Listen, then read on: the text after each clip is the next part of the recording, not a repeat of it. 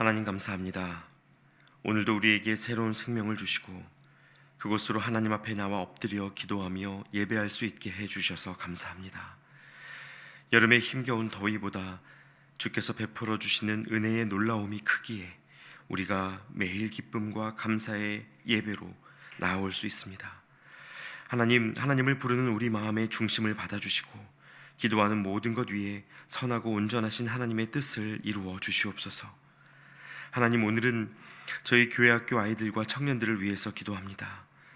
이제 본격적인 여름 사역이 시작되었고 여름 성경 학교와 수련회를 위해서 기도하며 준비하는 중에 있는데 이 모든 시간이 또 한번 살아계신 하나님의 역사로 채워지는 감동과 감격의 시간이 되게 하여 주시옵소서. 7월 19일 유소년부를 시작으로 영유아 미취학부, 유치부, 또 8월에 중고등부 수련회까지 교육부의 아이들이 하나님을 부르고 말씀 듣고 찬양하며 기도할 때 주께서 친히 찾아가 주시고 우리 아이들을 만나 주셔서 하나님을 알아가는 기쁨이 무엇인지 경험할 뿐만 아니라 하나님의 성품을 닮아가고 복음 안에서 삶의 목적과 비전을 발견하는 인생의 터닝포인트가 되게 하여 주시옵소서. 이 아이들을 묶고 있는 오랜 상처와 비교의식, 절망과 좌절감이 있다면 끊어내게 하시고 예수 그리스도의 생명값으로 다시 살게 된 자신의 존재와 가치를 새롭게 보게 하여 주시옵소서. 많은 꿈을 꿀지언정 그 꿈에 함몰되지 않게 하시고 하나님만을 평생의 소망 삼아 살아가는 아이들로 그 믿음이 자라게 하여 주시옵소서. 섬기시는 부장님과 선생님들 그리고 각 부서 교육자들에게도 함께하여 주셔서 사람의 경험과 능력으로 섬기는 것이 아니라 하나님께서 새롭게 부어주시는 힘과 기쁨으로 감당하게 하시고 하나님의 일을 가장 가까이에서 보는 축복을 누리게 하여 주시옵소서. 또 하나님, 어제부터 시작된 우리 청년부 수련회 제주도 위에 모든 과정과 각 시간을 주장하여 주셔서 하나님이 영광 받으시고 그리스도의 향기가 품어나는 청년부 공동체로 한 걸음 더 나아가게 하여 주시옵소서. 수련회를 마치는 날까지 이들에게 은혜의 빈틈이 없게 하시고 청년들이 새로워짐으로 말미암아 교회가 새로워지는 놀라운 은혜를 허락하여 주시옵소서. 이제 하나님, 우리가 다시 한번 요한계시록을 통해 주시는 주님의 음성 앞에 섭니다. 로마의 압제 속에서 교회 공동체로서의 정체성을 지키기 위해 힘겨운 싸움을 이어갔던 7교회의 이야기가 오늘 우리에게 주시는 하나님의 위로요 도전으로 읽혀지게 하시고 듣는 말씀이 그냥 스쳐 지나가는 것이 아니라 우리 각 사람의 심령을 쪼개고 새롭게 하는 하나님의 능력이 되게 하여 주시옵소서. 지금도 우리 곁에 계시며 말씀하여 주실 예수 그리스도의 이름으로 기도하옵나이다. 아멘. 이제 오늘 우리에게 주시는 하나님의 말씀 함께 보겠습니다. 하나님의 말씀은 요한계시록 2장 8절부터 17절까지의 말씀입니다. 요한계시록 2장 8절부터 17절까지의 말씀을 저와 여러분이 한 절씩 교독하시고 마지막 구절은 함께 읽겠습니다. 서머나 교회의 사자에게 편지하라. 처음이며 마지막이요 죽었다가 살아나신 이가 이르시되 내가 네의 환난과 궁핍을 알거니와 실상은 네가 부요한 자니라. 자칭 유대인이라 하는 자들의 비방도 알거니와 실상은 유대인이 아니요 사탄의 회당이라. 너는 장차 받을 고난을 두려워하지 말라. 볼지어다 마귀가 장차 너희 가운데에서 몇 사람을 옥에 던져 시험을 받게 하리니 너희가 10일 동안 환난을 받으리라. 네가 죽도록 충성하라. 그리하면 내가 생명의 관을 내게 주리라. 귀 있는 자는 성령이 교회들에게 하시는 말씀을 들을지어다. 이기는 자는 둘째 사망의 해를 받지 아니하리라. 버가모 교회의 사자에게 편지하라. 좌우에 날선 검을 가지신 이가 이르시되 네가 어디에 사는지를 내가 아노니 거기는 사탄의 권좌가 있는 데라. 네가 내 이름을 굳게 잡아서 내 충성된 증인 안디바가 너희 가운데 곧 사탄이 사는 곳에서 죽임을 당할 때에도 나를 믿는 믿음을 저버리지 아니하였도다. 그러나 내게 두어 가지 책망할 것이 있나니 거기 내게 발람의 교훈을 지키는 자들이 있도다. 발람이 발락을 가르쳐 이스라엘 자손 앞에 걸림돌을 놓아 우상의 제물을 먹게 하였고 또 행음하게 하였느니라. 이와 같이 내게도 니골라 당의 교훈을 지키는 자들이 있도다. 그러므로 회개하라. 그리하지 아니하면 내가 내게 속히 가서 내 입의 검으로 그들과 싸우리라. 귀 있는 자는 성령이 교회들에게 하시는 말씀을 들을지어다. 이기는 그에게는 내가 감추었던 만나를 주고 또 흰 돌을 줄 터인데 그 돌 위에 새 이름을 기록한 것이 있나니 받는 자 밖에는 그 이름을 알 사람이 없느니라. 아멘. 할렐루야. 여러분 잘 오셨습니다. 벌써 주말을 앞둔 금요일인데요. 오늘도 함께 말씀 듣고 기도하는 이 시간을 통해서 하나님을 만나고 또 주님의 음성을 듣는 은혜가 저희 모두에게 있으시기를 소망합니다. 여러분, 예수님이 승천하시고 난 뒤에 소아시아에 세워진 초대교회들은 로마 황제의 강력한 권세와 또 이방 종교의 제의 문화에 둘러싸여서 극복해야 할 많은 문제들을 만났습니다.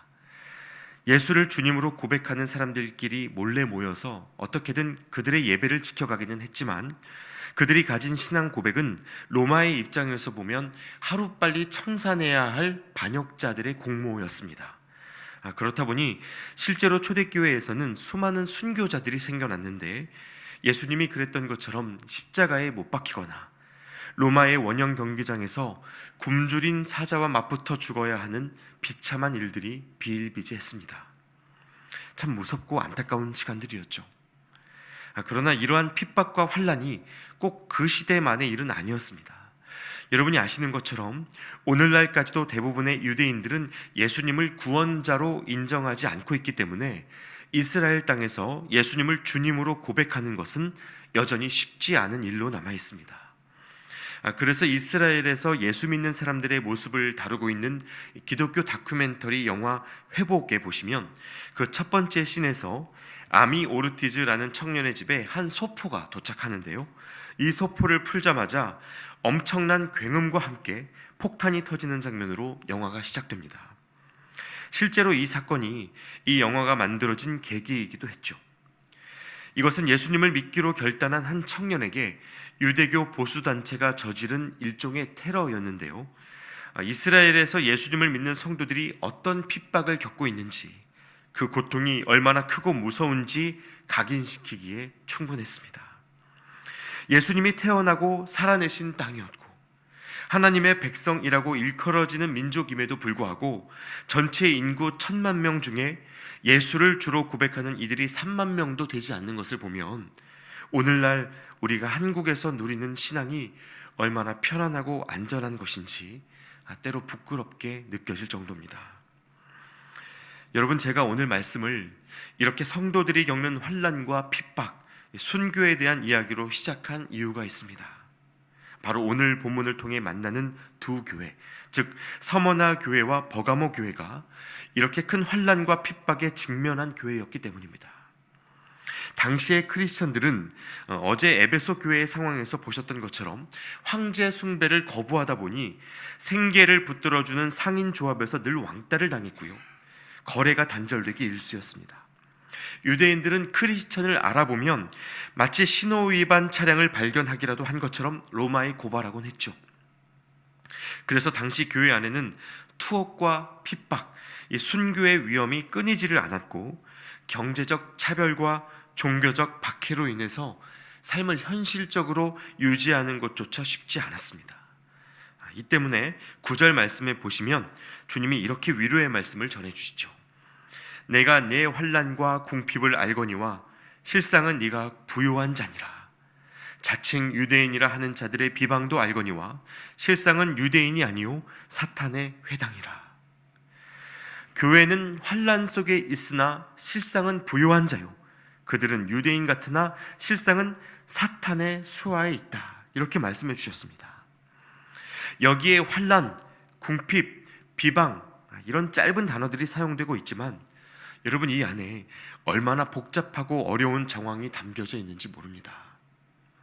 그래서 이 두 교회의 역사를 살펴보면요, 서머나 교회의 감독으로 섬기던 폴리캅이 예수님을 부인하라는 이 로마 총독의 명령을 거부하다가 순교를 당했고요, 오늘 본문에 기록된 버가모 교회의 안디바 역시 황제 숭배를 거부하다가 순교자가 됐습니다. 또 당시에 버가모는 소아시아에서 로마의 행정수도 역할을 했다고 알려져 있는데 아시아에서 처음으로 황제를 숭배하는 신전이 세워진 땅이기도 했습니다.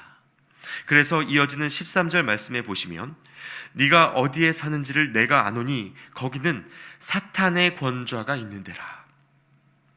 네가 내 이름을 굳게 잡아서 내 충성된 증인 안디바가 너희 가운데 곧 사탄이 사는 곳에서 죽임을 당할 때에도 나를 믿는 믿음을 저버리지 아니하였도다. 이렇게 기록되어 있죠. 버가모가 황제 숭배의 본거지요, 사탄의 집이라고 불릴 만큼 신앙을 지키기가 어려운 땅이었다는 사실을 우리가 이 말씀으로 확인할 수 있습니다. 자, 그러나 여러분, 우리가 잠깐 여기에서 분명하게 확인하고 가셔야 할 것이 한 가지 있습니다.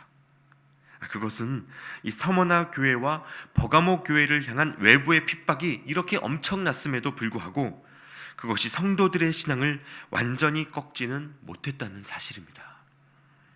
그들은 환난 속에서도 믿음을 지켰고 시험을 견뎠습니다. 로마 황제의 거대한 권력도 복음의 생명력을 꺾지는 못했다는 말입니다. 자, 그러면 이 두 교회는 그렇게 건강하게만 세워져 갔을까요? 안타깝게도 그러지를 못했습니다. 그럼 그 이유가 뭘까요?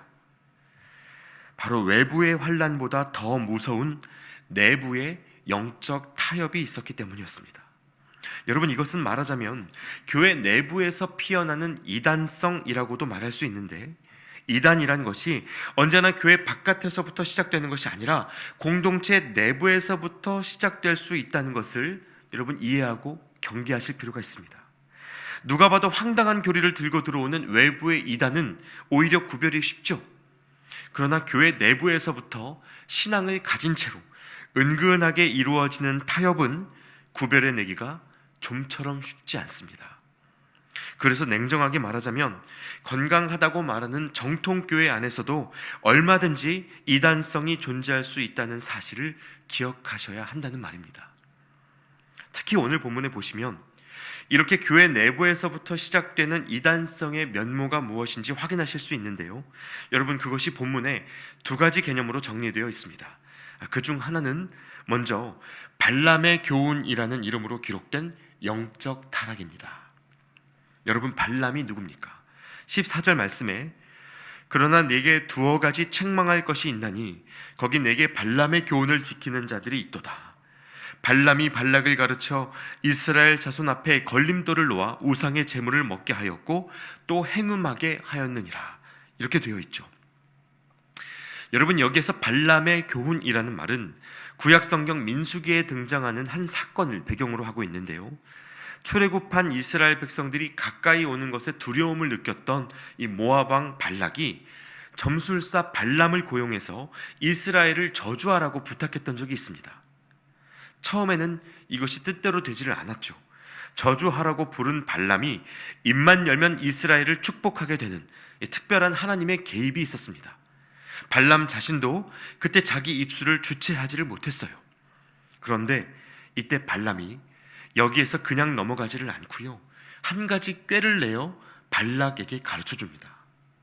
이스라엘과 맞부딪혀서 이기려고 하지 말고 그들이 스스로 무너지도록 모압의 여인들을 보내어 음행에 빠지게 하라는 겁니다. 참 영악한 방법인데 여러분, 이 방법이 통했습니다. 결국 이 일로 인해 발람은 모압 왕 발락으로부터 엄청난 살해금을 받았고요, 그 꾀에 넘어간 이스라엘 백성들은 하나님의 진노를 사서 전염병을 얻게 되는데 이때 죽은 사람이 24,000명이나 됩니다. 안에서부터 시작되는 영적인 부패와 타락이 얼마나 무서운 결과를 가져오는지 보여주는 사건입니다. 그러니까 발람의 교훈이란 건 돈과 쾌락의 마음을 빼앗겨서 자멸해버린 교회 공동체의 혼합주의를 말하는 것이죠. 자, 그리고 여기에 이어서 본문에 공동체 내부에서부터 피어나는 이단성의 두 번째 면모가 있는데요, 바로 니골라당의 교훈이라는 이름으로 기록된 도덕적 타락입니다. 여러분, 니골라당은 영과 육체를 완전히 분리해두고 영의 구원과 육체의 행실 사이에 아무런 관계가 없다고 주장하면서 도덕적 일탈을 일삼았던 사람들의 무리였습니다. 그들은 한 번 구원의 확신을 가지면 어떤 행동을 하더라도 그 구원이 취소되지 않는다고 가르쳤습니다. 그러니까 황제 숭배와 이방 종교 행사가 가득한 이 도시에서 성도들이 무슨 행동을 하든지 윤리적으로 지탄받을 만한 근거를 전부 지워버린 겁니다. 사실 여러분, 이러한 영적 타락과 도덕적 타락은요, 버가모 교회뿐만이 아니라 하나님의 주권이 상실된 모든 곳에서 반복적으로 나타나던 현상이었습니다. 모든 사람이 자기 소견에 옳은 대로 행동하던 사사시대에도 단 지파의 불량배들이 레위 사람을 자기 지파의 개인 제사장으로 고용해서 부리는 모습을 볼 수 있죠.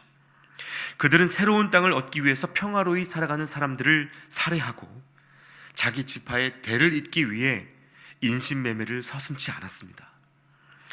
하나님을 잃어버리면 이러한 영적 타락과 도덕적 타락이 반드시 따라오게 되어 있다는 말입니다.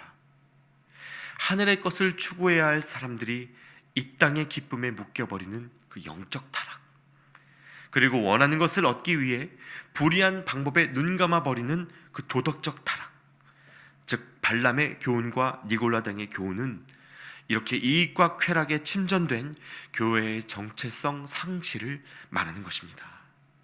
자, 그렇다면 여러분, 이제 이 교회들을 통해 오늘 우리의 모습을 살펴보시면 좋겠습니다. 이 시대의 우리는 과연 어떻습니까? 순교자를 배출하기까지 환난과 핍박을 견뎌냈던 버가모 교회 안에도 이러한 문제가 있었다면 과연 우리에게는 예외가 될 수 있겠습니까? 그렇지 않죠. 언제든지 우리 얘기가 될 수 있습니다. 여러분, 이 시대에는 도시 지역 어디를 가더라도 조금만 둘러보면 이단교회 찾기가 어렵지 않습니다. 이제는 웬만한 이단들도 당당하게 이름을 걸어두고 전도 활동을 하죠. 그래서 교회 밖 사람들이 보면요, 어디가 정통이고 어디가 이단인지 잘 구별이 되지를 않습니다. 하나님을 믿지 않는 사람들은 교리가 무엇이고 성경의 바른 해석이 무엇인지 이런 것들에 큰 관심이 없기 때문에 그저 하나님 믿는 사람들이 얼마나 많은 사랑을 실천하고 살아가는가, 교인이라는 사람들이 도덕적으로 얼마나 본이 되는 삶을 살아가는가, 이 정도를 옆에서 지켜볼 뿐입니다. 그들의 판별 기준은 교리가 아니라 삶이란 말입니다. 그런데 문제는요, 이런 기준으로 보아도 역시 구별이 잘 안 된다는 겁니다. 율법적인 정죄, 맹목적인 헌신, 나만 옳다고 여기는 배타주의, 이런 특성들이 서로 크게 다르지를 않고 그래서 뭐가 정통이고 이단인지 한눈에 보이지를 않는다는 것이죠. 그러니까 여러분, 우리가 두렵고 떨림으로 인정할 수밖에 없습니다. 이 시대 교회들이 신천지를 비롯하여 여러 이단교회의 유입을 거부하고 막으려는 노력을 해왔지만요, 아이러니하게도 한국교회는 우리가 살아가는 이 시대의 세속 문화로부터 비롯된 여러 가지 이단성을 허용하며 운영되고 있습니다. 로마 제국의 압박 속에서 제국의 방식에 타협하지 않으면 살아갈 수 없었던 초대교회 성도들과 마찬가지로 오늘의 우리 역시 이 시대 문화에 부응해야만 살 수 있겠다 싶은 그런 현실적 타협을 안고 산다는 것이죠. 그래서 참 부끄럽고 뼈아픈 현실이지만 세습교회는 이제 셀 수조차 없습니다. 그 교회 성도들 역시 자기 교회의 세습을 그러려니 하고 그냥 머물러 있습니다. 교회의 몸집이 커지는 것을 부흥이라고 말하고 돈과 권력을 하나님의 축복으로 여깁니다. 여러분, 그럼 이게 어디 덩치 큰 단체들만의 얘기겠습니까? 아닙니다. 성도들 개인의 삶에서도 마찬가지입니다. 예수님을 믿지만 소비 능력을 곧 성공의 척도라고 여기고, 아이들은 미디어가 만드는 세상 문화의 어린 시절부터 동화되어 살아가죠.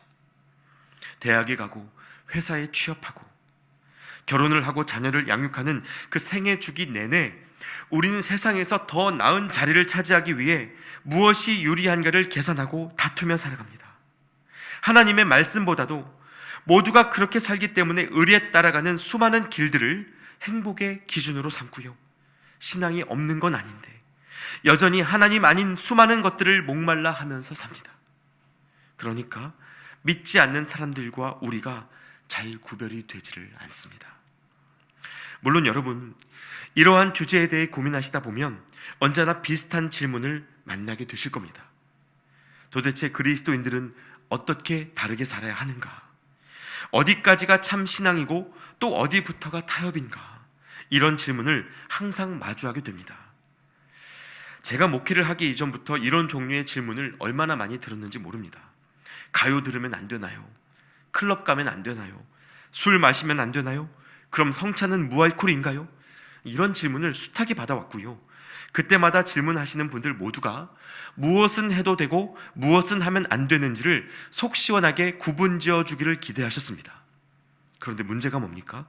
대부분의 주제들이 모호하다는 거죠. 술 문제만 해도 그렇습니다. 여러분, 성경에는 술 취하지 말라고 되어 있지 술 마시지 말라는 말씀은 없죠.